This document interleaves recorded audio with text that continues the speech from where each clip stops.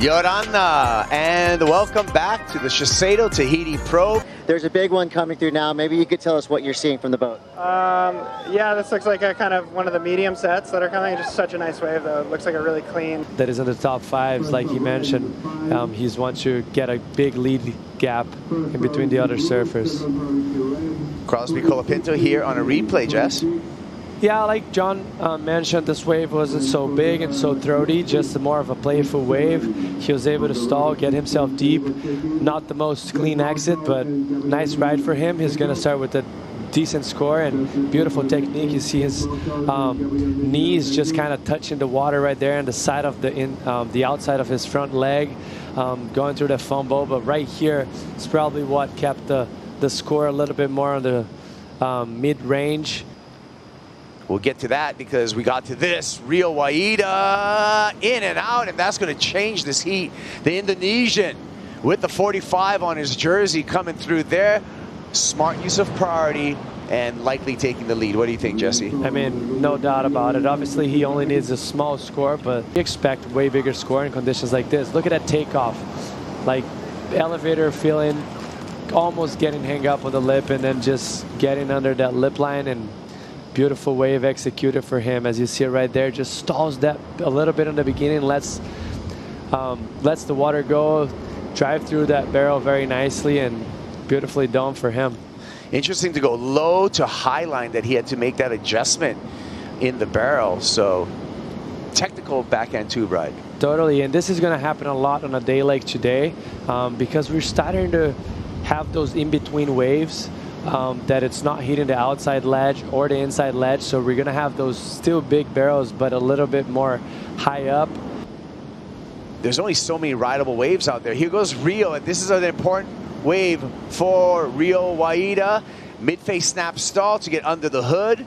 Okay, he's gonna get rid of that half-point ride, so he will increase the need for Crosby Colapinto. A decent wave. It's not just any little barrel that it's going to get him, but it looks like he might have an opportunity. Here it is.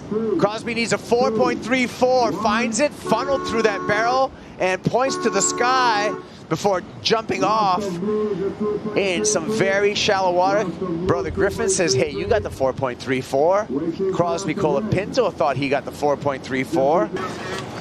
Right here on to the quarterfinals. That was a close one for the Indonesian, but he'll take it. And Sharp Eye is going to start earning some points. Got to talk to our surfer from Indonesia. Rio Waida is with Chris Cote. Yeah, thank you, Joe. Rio, I've seen you on the beach. I've seen you on TV. You're capable of amazing things out there in the water. As we see now Jake Marshall taking off, what are you seeing right here?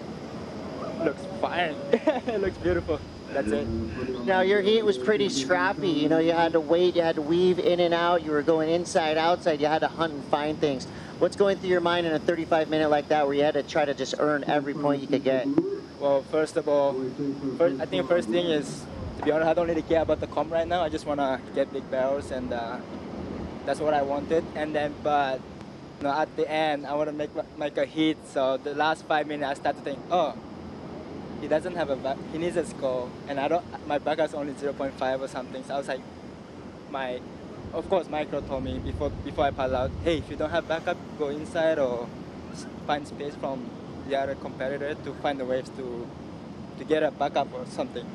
But yeah, of course, the last 5 minutes, I was like, start to, what can I say, like nervous, like anxious. Oh my God, I need to back up. I have to, like, get something to, you know, so my opponent need bigger score or something. But I heard 1 minute 30, and I was like, small one came. I was like, I gotta go, you know, even get more than 2 points, I'll be stoked, and so my opponent will need better score, bigger score. So I think I did a good job. You know, Crosby got a wave at the end. I felt something coming, you know, for Crosby. So I think I did a good job and learn from mistake, and next one's better.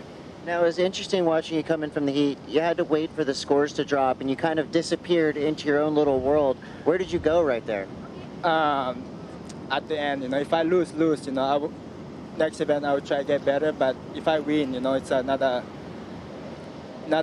what can I say, another thing to learn and get better. So win or lose for me, same, you know. But of course, it would be good to win. So I had to like of course, I want to go to see Michael. Hey, what did I do wrong and stuff? I was like, oh, whatever. You know, I just want to, whatever it comes, you know, I'll be happy. That's it. Well, you won, and guess what? You're against John Florence in the quarterfinals. Yeah, John, you know, to be honest, I served 3 times already with the John in the heat. You know, last year he beat me twice. My first round he beat me again, so this is it will be my 4th time serve against him. So it will be fun, you know. Nothing much like me to beat him, but you know, I'm gonna give my best, and I don't really care, Gabby, John, World Champ Italo, or Griffin. I will always give my best, and that's what I love to do. Love to hear it. And I know you got a bunch of friends and fans watching right now. What do you want to tell them? Selamat pagi teman-teman di Indonesia. Terima kasih sudah dukung, dan next round di quarter saya akan lebih semangat. Terima kasih. Let's go, Rio.